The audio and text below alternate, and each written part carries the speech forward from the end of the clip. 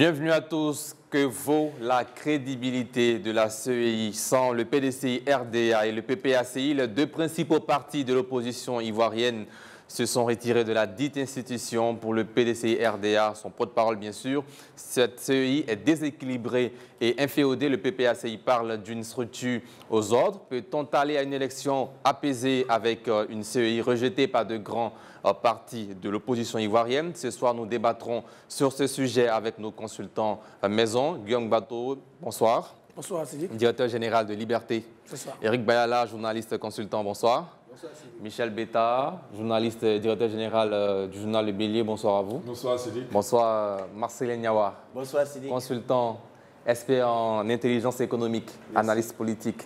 Alors, tout de suite, première question adressée à Michel Beta. Une CEI sans le PDCI RDA et le PPACI, que vaut-elle cette institution? D'abord, il faut situer la CEI. La CEI est une émanation de la Constitution, notamment son article 32, si j'ai bonne mémoire. Et les attributions de la CEI sont bien déterminées, à savoir qu'elle doit organiser les élections, elle doit faire, dans son article 11, pratiquement tout est bien défini. Mais aujourd'hui, nous nous retrouvons dans une situation où une institution censée réguler un processus électoral perd la confiance des personnes qu'elle est censée réguler, ou bien des structures qu'elle est censée réguler. Dans ce genre de figure-là, il va de soi qu'elle doit être réformée. Ça va de soi. Il n'y a même pas de débat à ce niveau-là. Quand tu vas réguler des structures qui ne te font plus confiance, en démocratie, c'est obligatoire qu'elles soient réformées. Donc aujourd'hui que ceux-là sortent, en fait, c'est un cri d'alarme, c'est un cri de cœur, c'est un cri qu'elle lance au pouvoir en place. Vous dites, mais cette institution-là, je vais revenir peut-être après sur les différents griefs que sont portés contre cette institution, mais je dis qu'aujourd'hui, il n'y a pas d'alternative possible à la réforme de la CEI. Si le pouvoir veut garantir des élections transparentes, si le pouvoir veut garantir des élections inclusives, il n'y a pas d'autre alternative à ce moment précis-là que la réforme de la CEI. Et une réforme profonde, comme l'ont demandé les structures qui sont aujourd'hui parties de cette structure. Donc, aujourd'hui, il va de soi que la CEI a perdu toute crédibilité. Et les raisons sont multiples. Elle a perdu toute crédibilité. Donc, pour ceux qui veulent que la Côte d'Ivoire aille à des élections en octobre 2025, comme tout le monde le veut, il faut aller à la réforme de la CEI pour y arriver. Bien. Eric Bayala, que vaut cette CEI-là sans le PDCI RDA et le PPACI? D'abord, je voulais rappeler à l'ami Beta que la CEI, comme l'a dit tout à l'heure, fait référence à l'article 32. Mais ça, c'était dans la Constitution de 2001.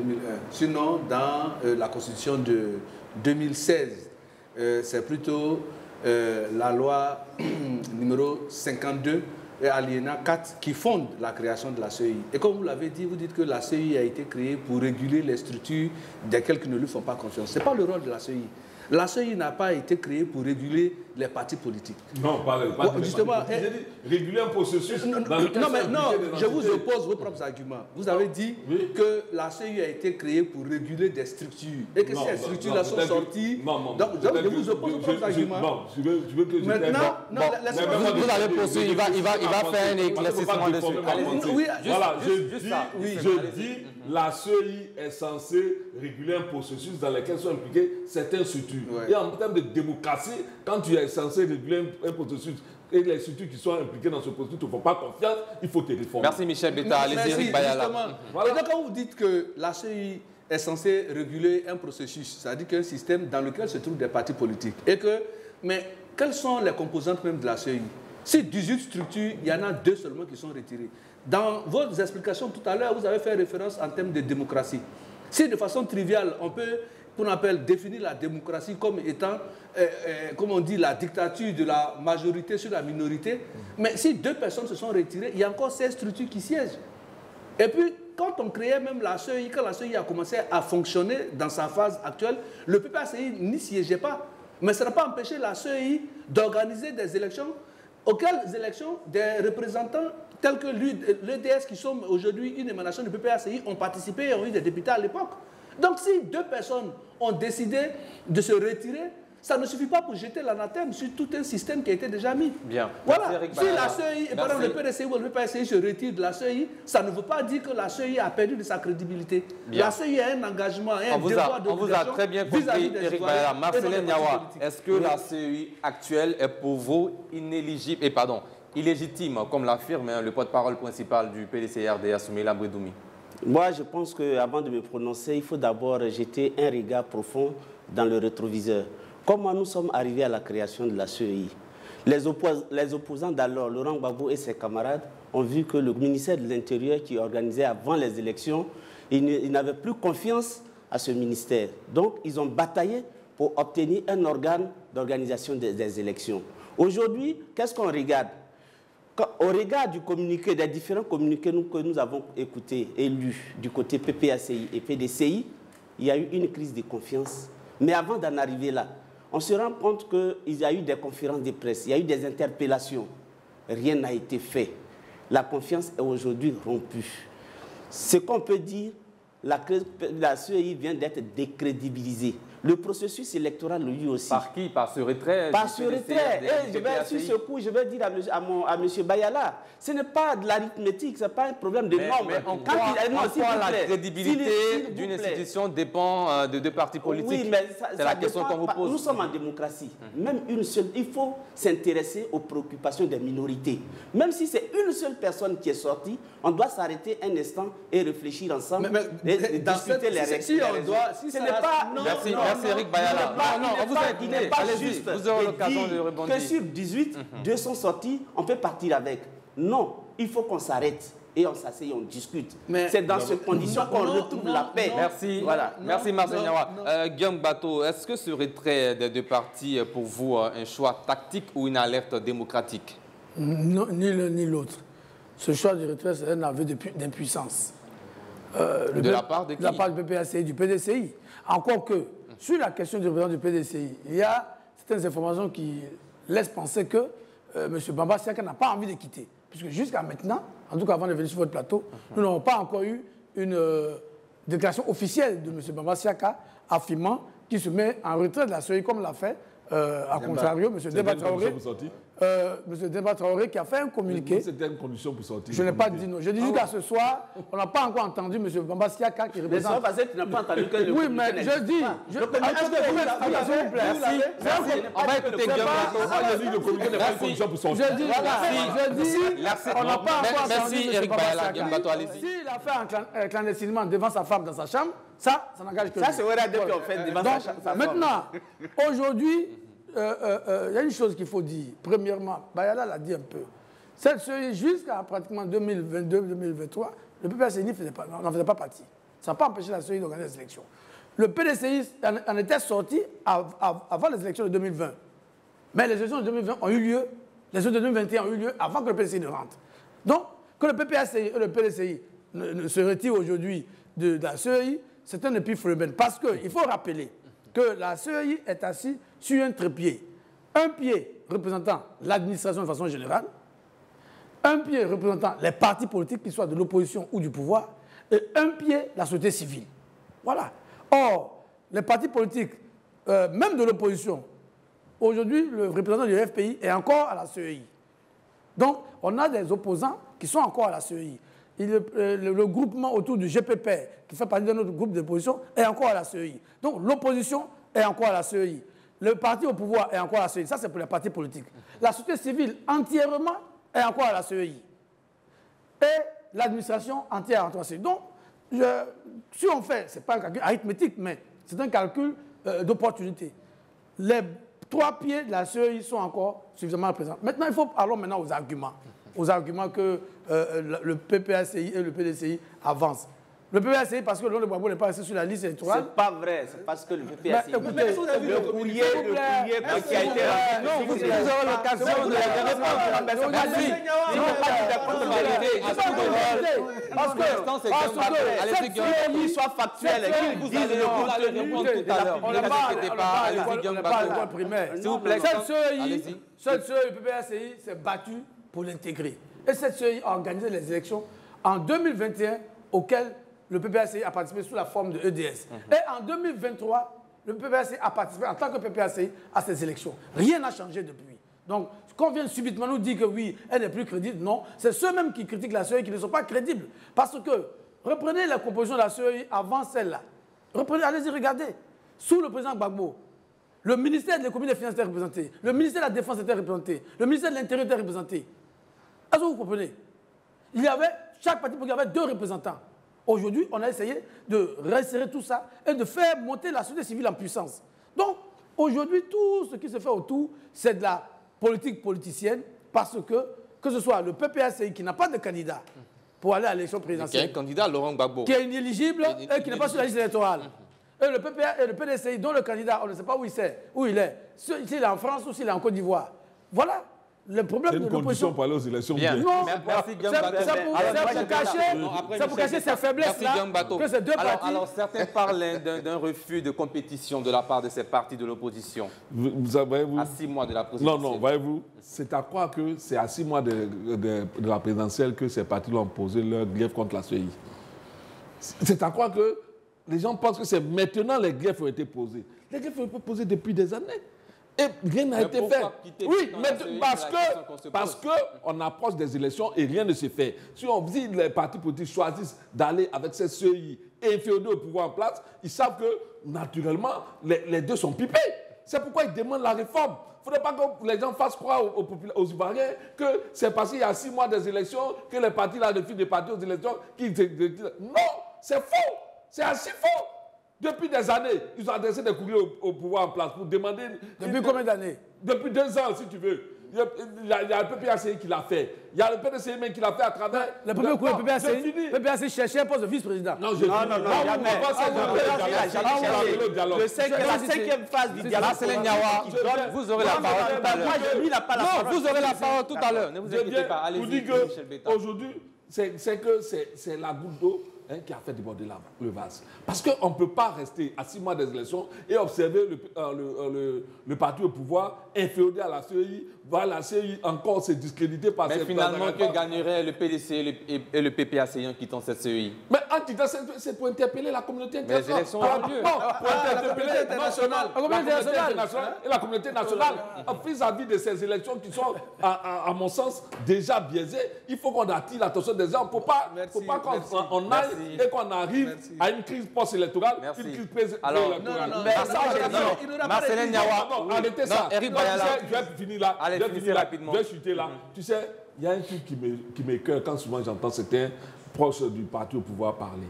Ce mot de « il n'y aura rien ». On l'a dit avant 2000, on l'a dit. Il n'y aura rien en Côte d'Ivoire. Non, tout est... Mais on a eu une rébellion, on a eu un coup d'État. Il n'y aura rien, ça ne veut rien dire. Qu'est-ce qu'on fait pour qu'il n'y ait rien? C'est ça la question. Et ce que vous faites, c'est que le parti au pouvoir fait aujourd'hui, nous dit qu'il y aura quelque chose alors. Non, mais c'est ce qu'il y a quelque chose. Merci. Ça vous te dit que les conditions... Eric Bayala, merci. C'est ça que vous êtes en train de créer. Merci. Les conditions qui créent quelque chose. Merci, Michel Beta. Alors, on vous a très bien compris. Maintenant, au tour de Marcelin Niawa, après Eric Bayala.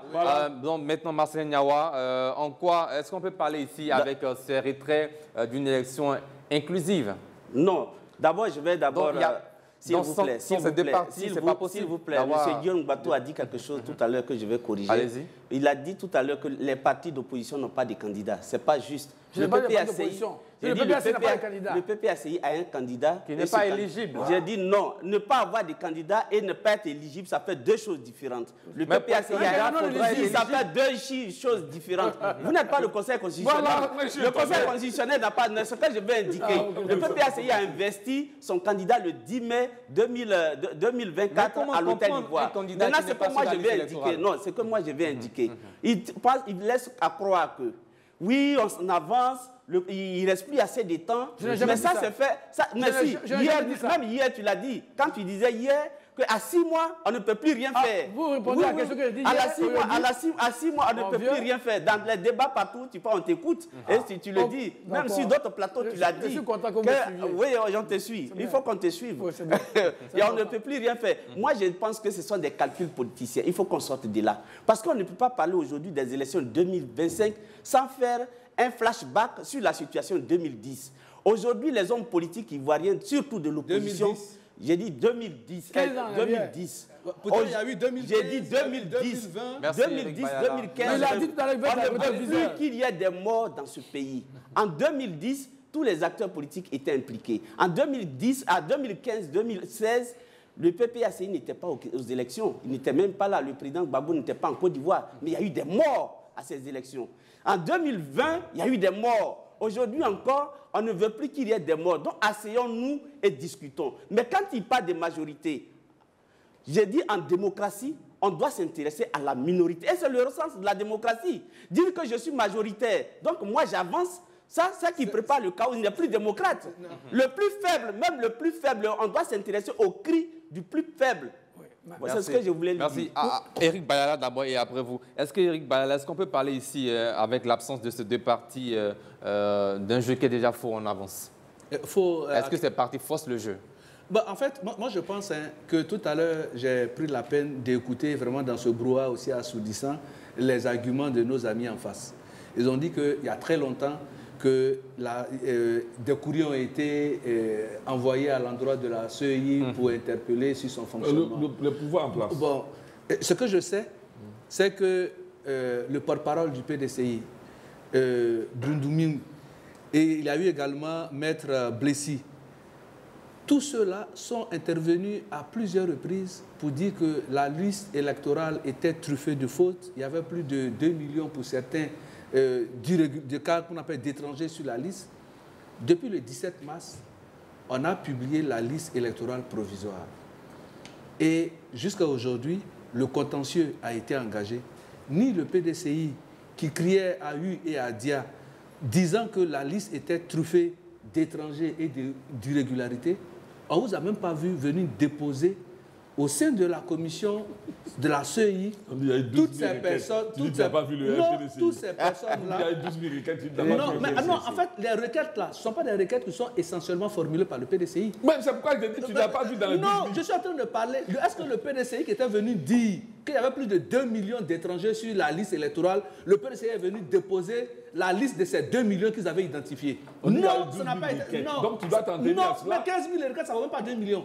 Donc ça veut dire que depuis toujours, vous êtes dans une posture de pouvoir ne pas dire la vérité à la face aux Ivoiriens. La CEI n'est pas là pour faire exclusivement plaisir aux partis politiques qui siègent à son sein. La CEI a une obligation de résultat vis-à-vis du peuple de Côte d'Ivoire. La CEI doit pouvoir faire confiance au peuple de Côte d'Ivoire et non aux partis politiques.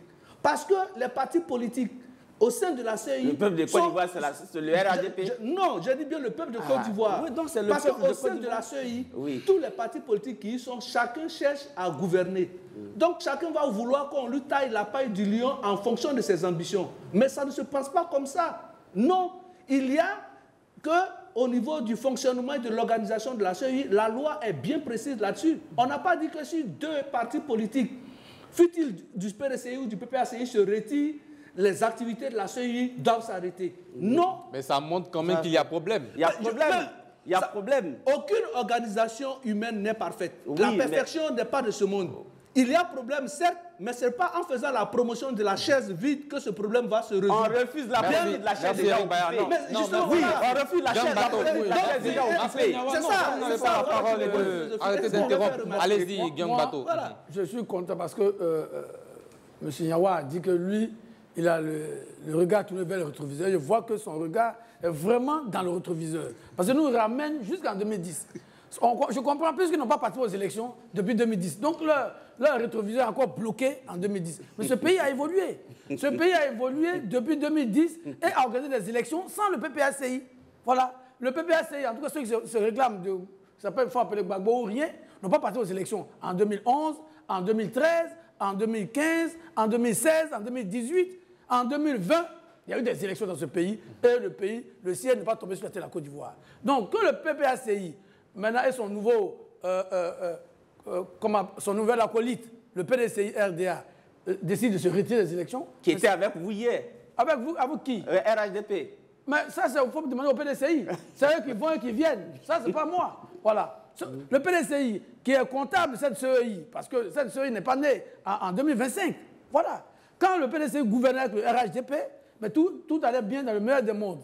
Mais aujourd'hui, ils sont en train de crier sur tous les toits parce que leur candidat n'est pas sûr de compétir. Comme leur nouvel acolyte aussi. Donc c'est une association de candidats incertains qui sont en train de venir jeter le poids sur la CEI. En tout cas de cause. En tout cas de cause. Ce n'est pas le PPACI et le PDCI qui vont dicter leur loi à la commission électorale indépendante. Merci. Ils sont deux partis politiques comme tous les autres qui sont représentés. Et vous dites, il y a plusieurs partis qui sont représentés.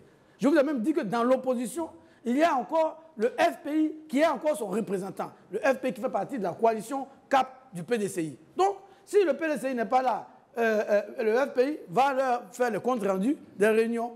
Le PPACI, bon, ils ne sont pas là, ils ont appris de ne pas être là. Et puis, bon, ce n'est pas grave, ce n'est pas nouveau. Sinon, tous les arguments qui sont avancés, la liste SSI, la CEI est inféodée au pouvoir. Comment inféodée au pouvoir? Le parti politique a combien de représentants? Je vous l'ai dit. La société civile est largement représentée. L'administration est représentée. C'est la même chose. La société civile du RHDP. Merci. Mais pourquoi le RHDP? Merci. Alors, mais ce n'est pas une injure. L'ancien président de la Lido, mon ami Adjoumani, qui est membre de la CEI, monsieur Adjoumani Pierre, qui est ancien président de la Lido, n'est pas un militant du RHDP. Madame Yolibi Marguerite, qui est membre de la CEI, n'est pas une militante du RHDP. Alors, il ne faut pas insulter la société civile, même si vous ne la connaissez pas. Vous pensez que les guerres qui ont été portées contre la CEI, tout le monde l'a reconnu. Hein? Aujourd'hui, on a vu au sein de la CEI, sur la liste électorale, que des noms sont... Il y a des personnes qui sont sur la liste électorale qui ont au moins 500 enfants. Il y a des personnes qui sont sur la liste électorale. C'est pas exact. Il y a des preuves. Il y a seulement leur nom et non pas d'autres... 500 enfants comment? D'autres indications. Attends, M. Bétard. Est-ce que vous laissez quelqu'un parler? Non. Arrêtez un peu. Arrêtez. Non, vous n'avez pas la parole. Non, quand vous n'avez pas la parole, vous aurez votre temps de parole. C'est que j'ai dit, la CEI l'a reconnu. C'est pas vrai. La CEI l'a reconnu. Non, c'est pas vrai. La CEI l'a reconnu qu'il y a des irrégularités sur la liste électorale. Oui. On l'a reconnu. On n'a pas dit qu'il y a 500. Il y a des irrégularités, mais on n'a pas dit. La CEI a même communiqué sur ces irrégularités. Oui, mais on n'a pas dit qu'un seul monsieur a 500 enfants. Quand même. S'il te plaît, des partis politiques ont fait des analyses sur la liste électorale. On a vu un seul individu a 500 enfants. On a vu un seul individu avec plein d'enfants. Non, pas plein. Combien? 500 de combien? 500 enfants. Il fait exprès ou bien? Alors, je vous réponds. Alors, question pour vous. Est-ce qu'avec cette CEI, pour vous, le pouvoir d'Abidjan craint réellement une commission électorale indépendante? Non, tu sais, vous savez, je l'ai dit dans temps d'émission.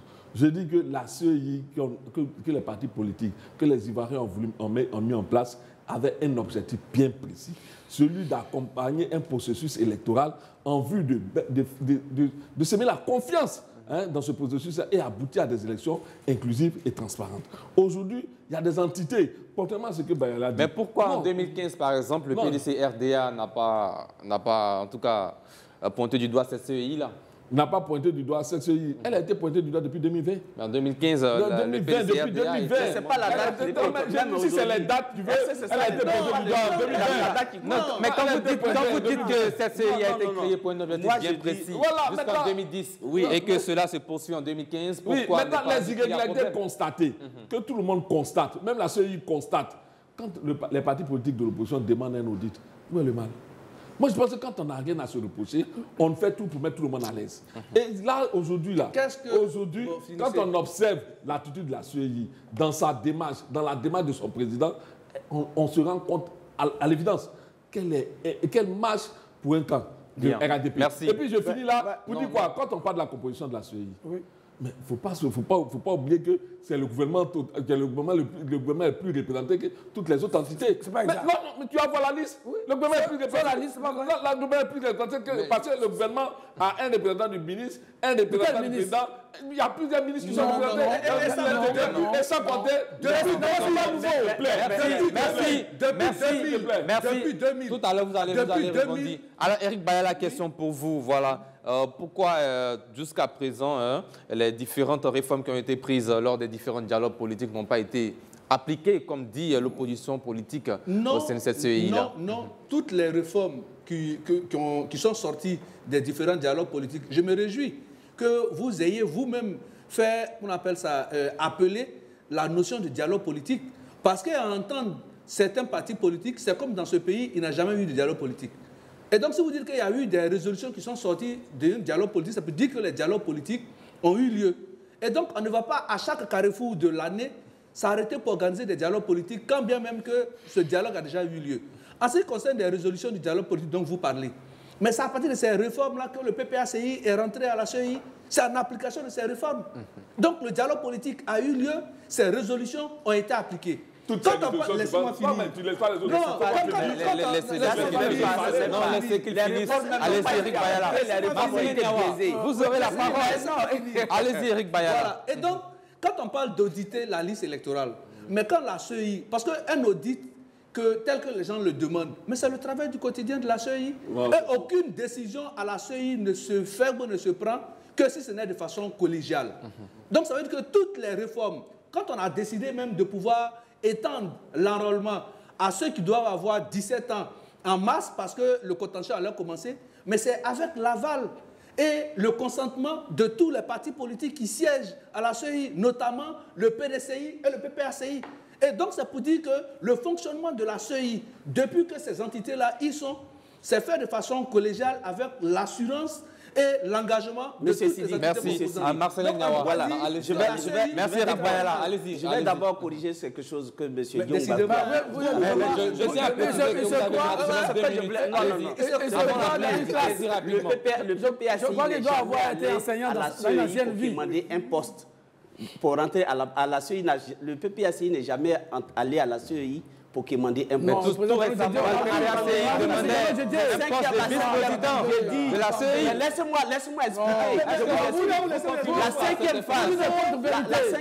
La cinquième phase du dialogue. Non, merci, allez-y. Laissez-le finir. Mais laissez-le finir, vous allez répondre. Vous aurez l'occasion de corriger. Le PPACI n'est jamais allé à la CEI pour demander un poste. Eric Bayala, vous aurez l'occasion de corriger si cela n'est pas juste. N'est jamais allé demander un poste à la CEI.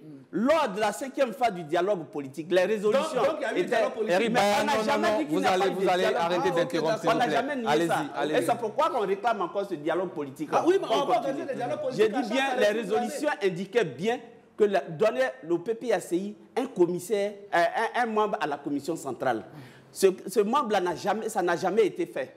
M. Demba, il a été admis à la CEI, mais pas à la commission centrale. C'est tout. Je voulais indiquer ça. Maintenant, quand j'entends mes camarades débattre de cette façon, ils devaient être gênés. Parce que dans ce pays, quand on est majoritaire, on doit être capable de discuter. C'est celui qui est majoritaire qui va à la table de discussion. Mais chaque fois qu'on leur parle de débat, on ne parle pas de discussion. Ils sont arc-boutés sur quelque chose, sur leur avenir. Ils proclament leur majorité, ils disent qu'ils n'ont rien. Mais ça, ce n'est pas de la démocratie. Non, monsieur, le démocrate, quand on est démocrate, on doit écouter. Quand on est démocrate, on doit même écouter les cris du plus faible. C'est ça le sens de la démocratie. Mais afficher une arrogance, organiser des mercatos ici et là, pourtant on proclame sa majorité, aller acheter des militants des autres partis en longueur de journée, où est la majorité? Ce n'est pas le sujet du jour. Alors, Diom Bato, allez-y. D'abord, moi je suis content que M. Niawa... Vous avez 1 minute 30 avant la parle de discussion. Mais c'est eux qui ont refusé la discussion dans ce pays. Après la crise post-électorale de 2010, puisqu'il est dans le rétroviseur, on va le retrouver là-bas. Oui. Mais c'est eux qui ont refusé toute discussion. C'est pas vrai. C'est pas vrai. À l'époque, je vais lui dire, on n'a pas écrit à l'Assemblée. Je suis calme. Non. Je suis refusé comme vous interrompez. Refusez également, évitez également d'interrompre. Jamais qui ont refusé le dialogue avec le pouvoir en place. Depuis 2013, c'est ce qui a regardé la crise au sein du Front pour les Ivoiriens. C'est eux.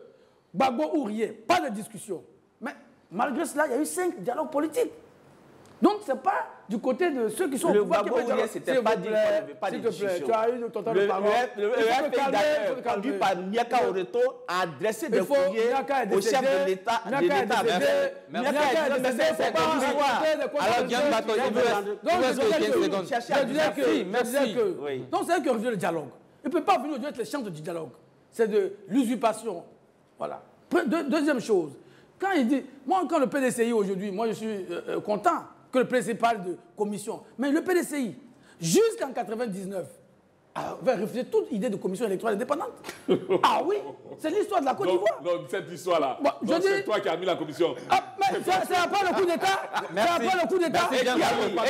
Vous allez poursuivre. Chers messieurs, merci. Vous allez poursuivre juste après la pub. Voilà, c'est la pub qui nous paye. Juste la réclame publicitaire et puis on revient juste après pour la suite de cette émission du lundi au jeudi sur Reflet TV 208 sur le bouquet Canal+. Aujourd'hui, nous parlons bien sûr du retrait du PDCI RDA et du PPACI de la Commission électorale indépendante. Est-ce que ces retraits permettent à cette institution d'être crédible? On en parle juste après la pub. Voilà, nous sommes de retour de la pub. Guillaume Bato, vous aviez la parole avant la publicité. J'avais la parole pour dire que nos amis qui hier ne voulaient pas de dialogue sont subitement devenus les champs du dialogue. Monsieur Nyawa dit que dans une démocratie, on doit écouter la minorité. Oui, mais on ne doit pas subir la minorité. Voilà, la démocratie n'a jamais été la loi de la minorité. Donc, cette minorité un peu embrouillée, qui veut que le pays marche à son rythme, alors que hier, ils se sont mis eux-mêmes en marge. Mais la Côte ne va pas attendre les désidératas, les gamineries du PPACI et du PDCI. Le PDCI a dirigé ce pays pendant 40 ans. Le PDCI n'a jamais voulu de commission électorale indépendante. Sous le PDCI, c'est l'administration qui organisait. Aujourd'hui, il y a une commission électorale indépendante à laquelle le PDCI a contribué jusqu'à maintenant. On est surpris que subitement, tout le monde trouve tous les péchés d'Israël à cette CEI. La vérité, c'est que cette commission, cette liste électorale, dont les fondamentaux ont été mis en place en 2008-2009, avant le scrutin de 2010, et qui a été au fur et à mesure améliorée, est une liste qui a permis à tous les partis politiques de compétir, notamment aux dernières élections régionales. Que nos amis viennent, ils ont parlé d'irrégularités. On leur a donné justement l'occasion, à l'occasion du contentieux, de faire leurs observations et d'envoyer les preuves. Ce que moi j'ai appelé un audit populaire, citoyen et inclusif. Chaque citoyen ivoirien, chaque électeur avait la possibilité de pointer du doigt les irrégularités qu'elle a constatées, d'en envoyer les preuves et de les faire corriger. Mais on n'a rien vu. Les gens sont dans les incantations, voilà, dans leur siège de parti politique, il faut les incantations, et ils veulent qu'à 6 mois des élections, on aille s'asseoir encore pour faire un dialogue, pour recommencer le processus. Mais on voit bien que c'est parce que les gens n'ont pas envie d'aller aux élections. Mais je précise, M. Nyawa disait que oui, j'ai dit sur un plateau hier, puisque lui, il a le regard tourné vers le rétroviseur, que en 6 mois, on ne peut pas changer. Oui, ce sont les tests de la CEDEAO.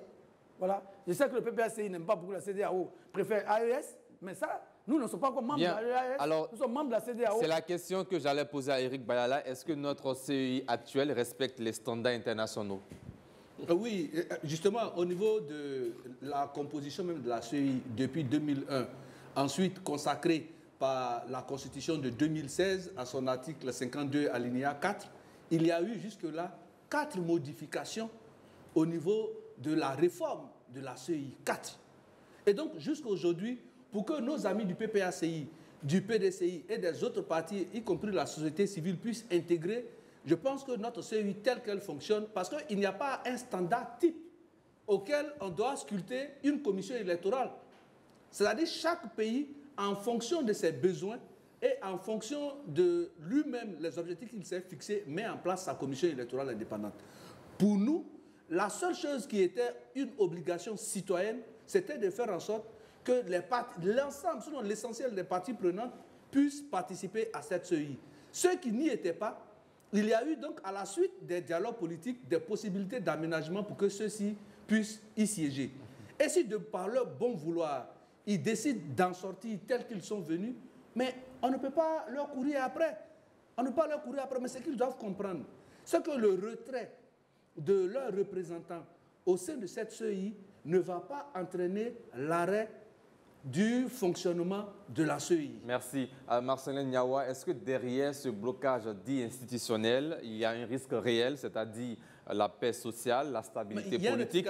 Et où va-t-on si rien ne change? Rectificatif. Allez-y rapidement. Oui. Pas 2 minutes, 30 secondes. 30 secondes. Non, il n'y a pas de blocage institutionnel. Parce qu'il aurait eu blocage institutionnel si la CEI ne continuait pas ses activités. Donc, quand bien même qu'ils se sont retirés, la CEI continue de fonctionner. Donc, l'institution fonctionne. Donc, il n'y a pas de blocage institutionnel. Bien, merci. Allez-y. J'ai dit, comme vous le demandez si bien, on va droit dans le mur. Est-ce qu'il y a un risque réel? Il y a un risque réel. Parce que ce sont des acteurs majeurs de la vie politique. Mais si ces acteurs apaisent également à travers les discours... S'il vous plaît. Oui, mais c'est parce qu'on veut apaiser qu'on appelle à la discussion. Donc il n'y a pas de risque si on apaise. Non, si ton vis-à-vis accepte de discuter. Mais je vais dire à M. Guillaume Bato qu'il est un langage un peu poli envers l'opposition quand il les traite de gaminerie. Non, ce sont des enfantillages? Non, ce ne sont pas des enfantillages. Ces enfantillages, je suis désolé. Ce ne sont pas des enfantillages. Parce que quand les gens ne savent pas ce qu'ils veulent. Cette arrogance-là montre bien qu'on est en face d'une majorité de factices. Elle n'est pas réelle. Au moins, elle existe. Oui, elle n'existe pas du tout. Ceux qui ont... Tu vois, donc, ce que je veux indiquer, et je le dis toujours, il me dit que je regarde beaucoup dans le rétroviseur. Non, c'est vous qui avez dit, hein. Oui, moi, je regarde dans le rétroviseur parce que je suis un bon chauffeur. Je sais conduire. Ah non. Oui, tout conducteur doit pouvoir, dans le code de conduite, on nous invite toujours à regarder dans le rétroviseur. Il y a évité ces choses. Mais ce que je vais indiquer, attendez, rapidement, cette CEI, s'ils sont sûrs de leur victoire, ils sont sûrs de leur majorité, ça leur coûte quoi? Elle nous dit de la CEI. Ailleurs, ça s'est passé au Mali, en Guinée, au Sénégal, partout. Il y a eu... Le ciel ne leur est pas tombé sur la tête.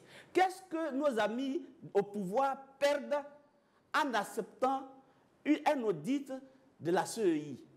On perd quoi? Maintenant, c'est qui me désole. C'est qui me désole. Là où je vais leur dire, laisse-moi finir. Dans ce pays, on a entendu à M. Adjoumani dire... On n'a pas honte de faire voter des étrangers sur notre liste électorale. Adjoumani l'a dit. Il a même expliqué. Non, non,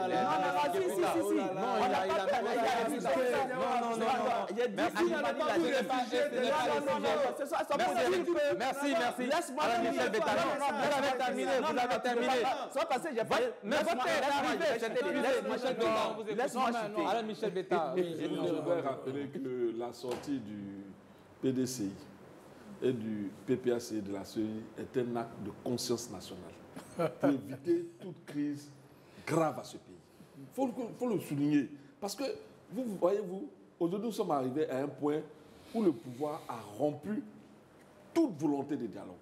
Nous sommes arrivés à un point où le pouvoir en place a dû même rompre ses relations avec la Charte africaine des droits de l'homme suite à ce que c'est impliqué dans le processus électoral. On n'a plus d'interlocuteurs. La Côte d'Ivoire est devenue un pays où il y a une seule voix qui se fait entendre et ce n'est pas bien. Il faut qu'on arrive forcément à surmonter nos différends et notre blocage pour aller à des élections qui contentent toutes les parties. Parce que ce qu'on oublie,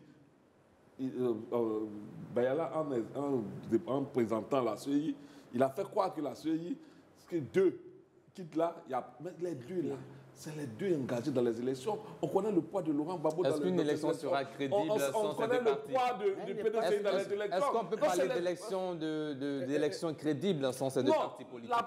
La question sans ces partis politiques-là même, Ouattara même aura du mal à faire valider même son élection. On a quand même vu des élections par le passé sur certains partis politiques. Non, je parle de... Mais après, qu'est-ce qu'on a suivi? Il y a eu un dialogue. Il y a eu un dialogue forcé avec le président Henri Konan Bédié après les élections. C'est à cela que vous voulez venir? C'est à cela qu'on veut venir. Il faut aller aux élections où on sort de ces élections. Tu me laisses finir. Non, Eric Bayala, non, Eric Bayala, laissez. Non, Eric Bayala, non. Merci. Monsieur Marcelin Niawa, s'il vous plaît. Eric Bayala, s'il vous plaît, quand vous n'avez pas la parole, veuillez ne pas interrompre, s'il vous plaît. Sinon, nous sommes obligés. Vous avez pu suivre que après ces élections-là, il y a eu un dialogue presque forcé, dans une tension que les Ivoiriens, où on a eu des morts encore. C'est passé à quel moment? En 2020. Voyez-vous, quand on en arrive à cela, on pense que pour prévenir cela, c'est d'écouter ceux qui parlent actuellement. Et moi, je pense que pour éviter toute crise dans lesquelles les élections vont nous plonger, il faut aller à la réforme de la CEI. Le temps le temps n'est pas plus précieux que les vies des Bien. citoyens. Alors, une autre question, il y a la responsabilité des acteurs politiques dans ces élections, avec ces retraits également des deux parties de la CEI, et puis les polémiques autour de cette institution. Qu'en dites-vous? Non, mais écoutez, d'abord, les élections ne sont pas faites uniquement pour les partis politiques. Voilà. Mais il y a la grande responsabilité Oui, des les partis leaders politiques, politiques. des associations privées, c'est vrai Des qu'ils élections apaisées. concourent au suffrage universel. Mais si les partis politiques ne veulent pas participer aux élections, il y a les candidats indépendants, il y a des gens qui... Mais ils sont créés pour conquérir le pouvoir d'État. Oui, mais si vous ne voulez pas conquérir, on ne va pas vous obliger.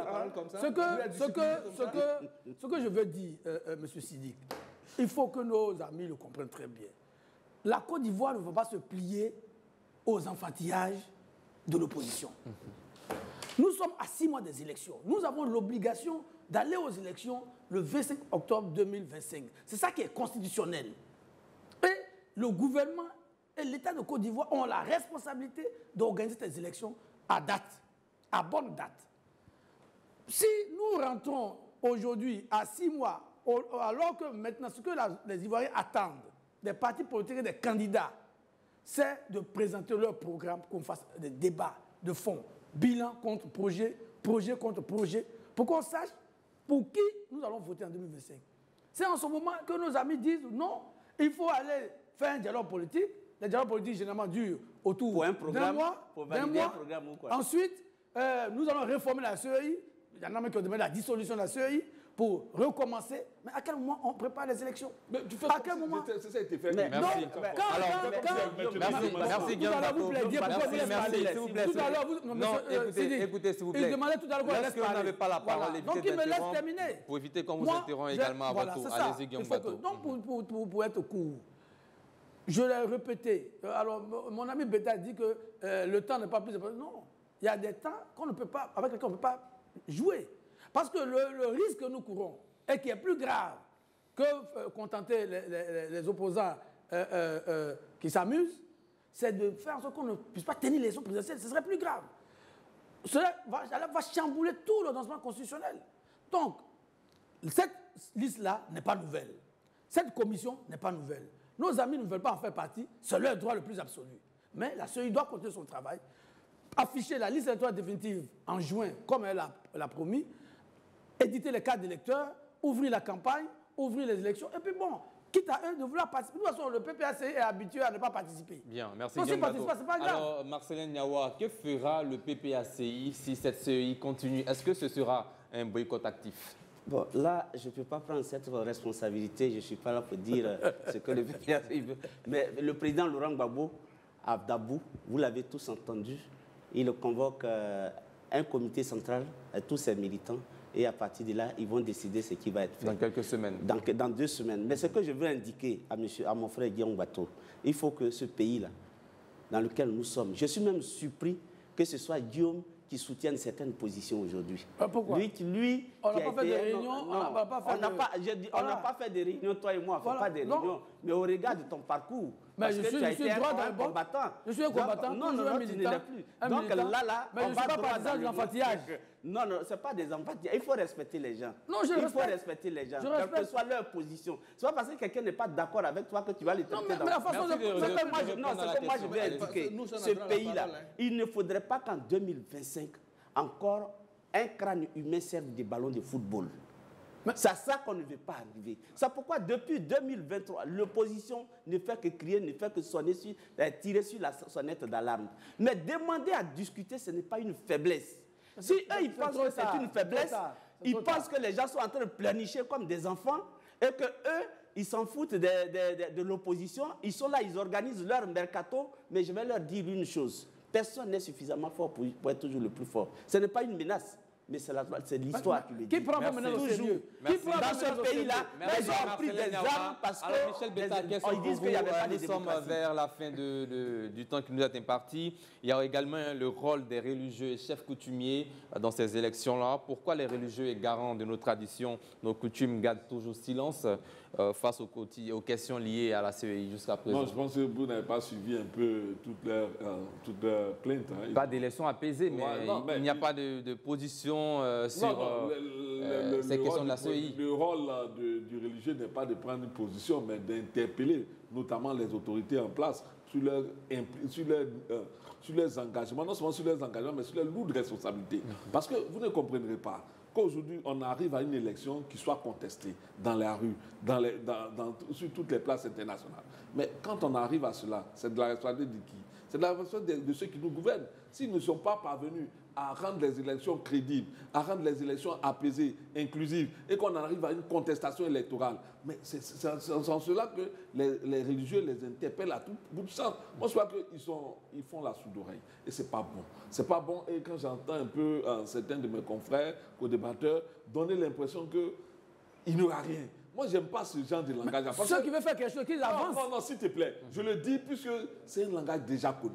C'est un discours déjà connu, déjà entendu. Et on a eu tout ce qu'on a eu. Ce n'est pas nous qui l'interpellons, qui provoquons ça. Mais c'est parce qu'on sait que les mêmes causes produisent les mêmes effets. Il faut éviter l'exclusion des uns des autres. Il faut éviter de donner l'impression que le processus est biaisé au départ. Il faut éviter de mettre les gens dans une position tendue avant des élections. Alors, qu'est-ce que ça coûte d'aller à un dialogue pour apaiser tous ces craintes des Ivoiriens? Parce que nous sommes aujourd'hui sur des plateaux, mais ceux qui nous interpellent le plus, ce sont les populations. Qu'est-ce qu'il y aura? On va préparer nos sacs de riz. Qu'est-ce que tu penses que c'est ce langage-là qu'on veut au sein de nos populations? Merci. On veut plutôt un langage apaisé pour qui montre que les populations sont heureuses d'ailleurs. Merci. Guillaume Bato, il y a le rôle des guides religieux et chefs coutumiers également dans ces élections. Je pense que les guides religieux, on les entend beaucoup, les catholiques notamment, ils ont pratiquement fait cause pour l'opposition, donc on les entend. C'est ce que tu penses? Oui, on entend les catholiques, les musulmans parlent, les religieux, les chefs coutumiers. Donc je pense que tout le monde est conscient que nous avons intérêt à aller à des élections. Bon, ceux qui menacent, je dis qu'aujourd'hui, M. Nyawa dit qu'il ne menace pas. Nous, personne ne prend au sérieux leurs menaces. Personne ne prend au sérieux leurs menaces. La menace voilà. de qui? Et dit que ce n'est pas une menace. Même s'il menaçait, personne ne prenait ça au sérieux. Voilà. Parce qu'on sait que M. Nyawa et ses amis ne feront rien. Voilà. Donc, pour venir aux chefs religieux et coutumiers. Donc, parce que comme on ne peut rien faire... Non, M. Nyawa, vous n'avez pas la parole, s'il vous plaît. Allez-y, voilà, M. Nyawa, il veut qu'on lui laisse la parole, mais chaque fois que je prends la parole, il ne veut pas. Pendant que vous parlez en même temps, vous faites perdre du temps. Allez-y, Guillaume Bato. Je dis que les chefs religieux, effectivement, doivent interpeller tout le monde, opposition comme parti au pouvoir. Parce que ce à quoi on insiste, quand on nous dit oui, un tel ou rien, mais on a vu dans les pays qu'ils ont eux-mêmes cités, notamment au Sénégal. Mais il y a un leader de parti d'opposition qui n'était pas éligible. Il a trouvé une solution de rechange et son parti a gagné. Mais ici, en Côte d'Ivoire, on dit non, si ce n'est pas lui, il y a le déluge. Mais nous, on est habitués à ces choses-là. Et on dit que les élections ne sont pas l'apanage des partis politiques.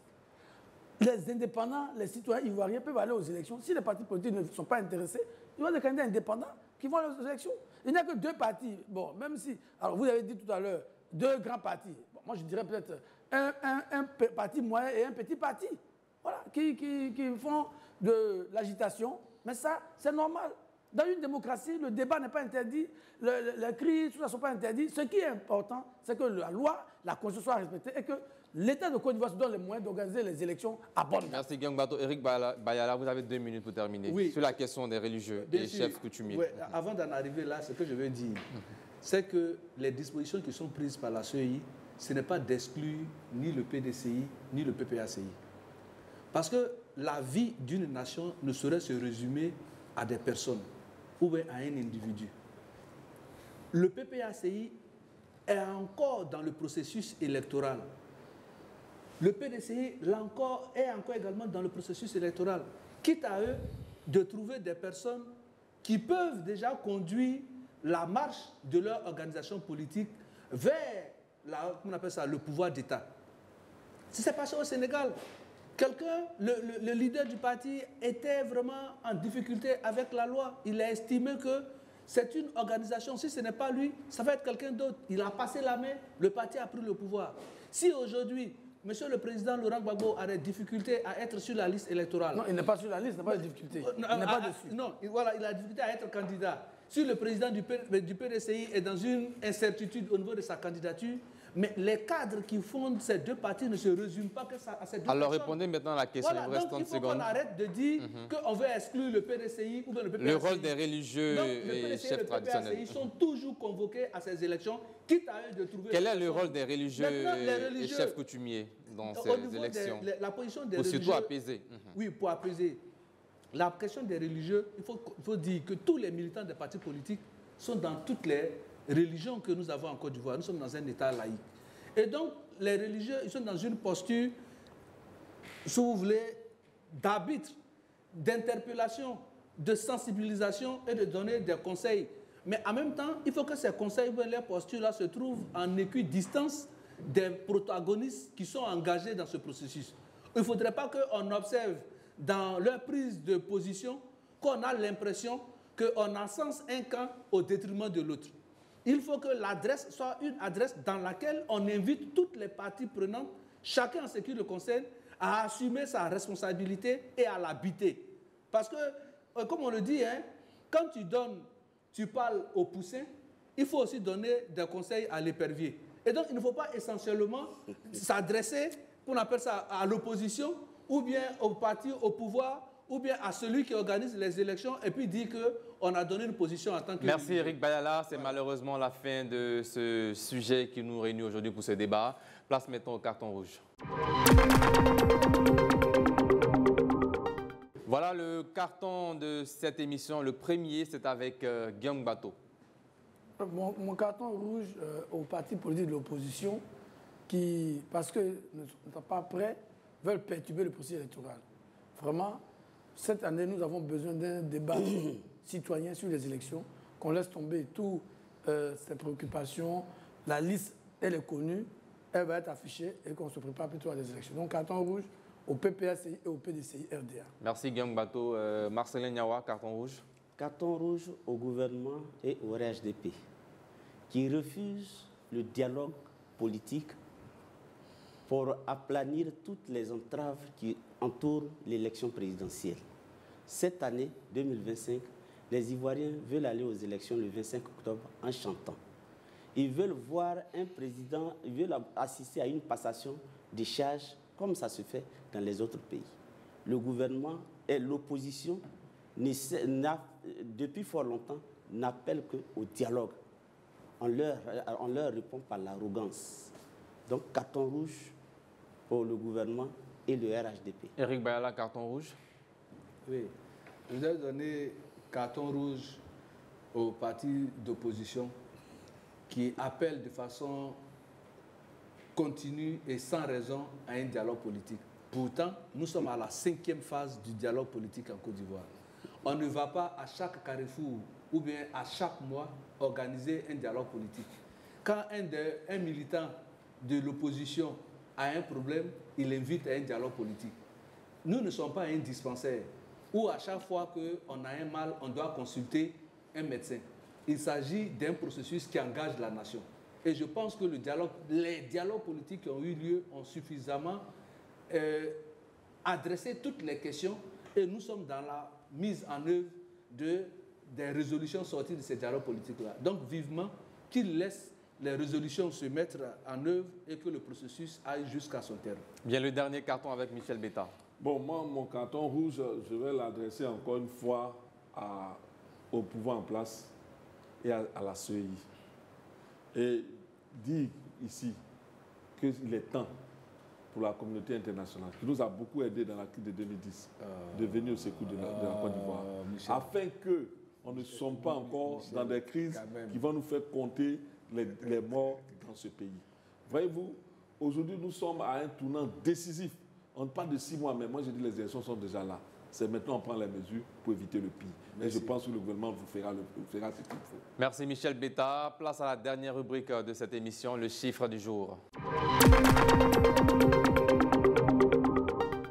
Voilà, nous sommes dans le chiffre du jour, rubrique dans laquelle nous mettons en avant un chiffre en rapport avec l'actualité d'ici et d'ailleurs. Le chiffre du jour, c'est 250.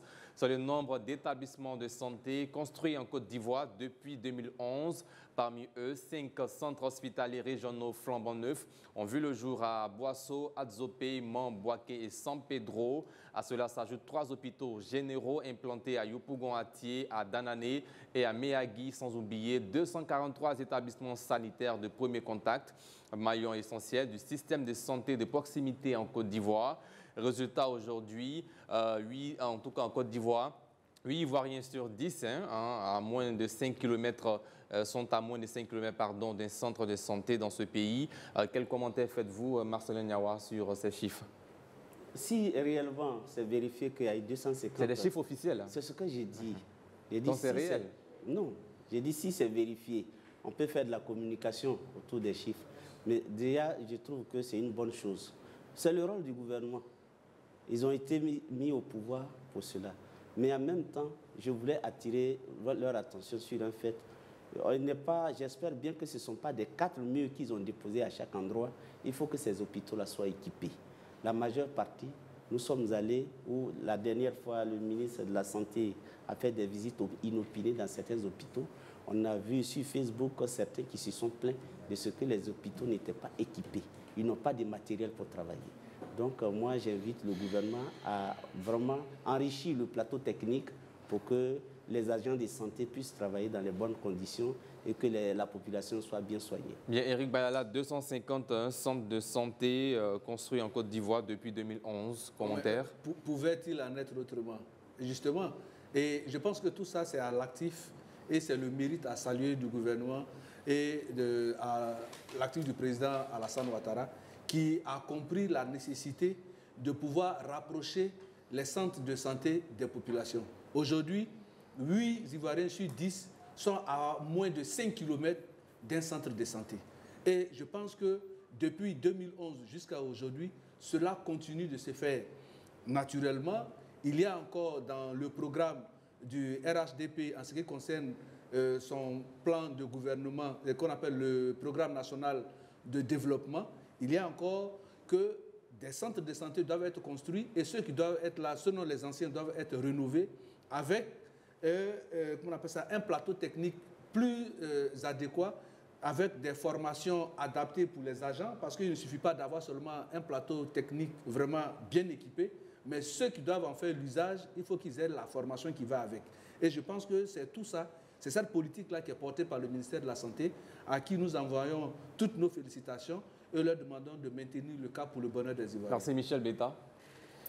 Oui, j'étais en train de suivre un peu les chiffres que vous avez donnés et je me suis remémoré ce matin même les cris de cœur d'une mère qui a perdu son nouveau-né parce qu'il n'y avait pas de couveuse à l'hôpital, dans un hôpital à Diaké, je crois. Pas de couveuse, même jusqu'à ce qu'elle arrive à Bassam, il n'y avait pas de couveuse. Vous voyez, la naissance des prématurés est quelque chose, je dis, d'évident. Les femmes enceintes, un homme enceinte, un prématuré peut naître à tout moment.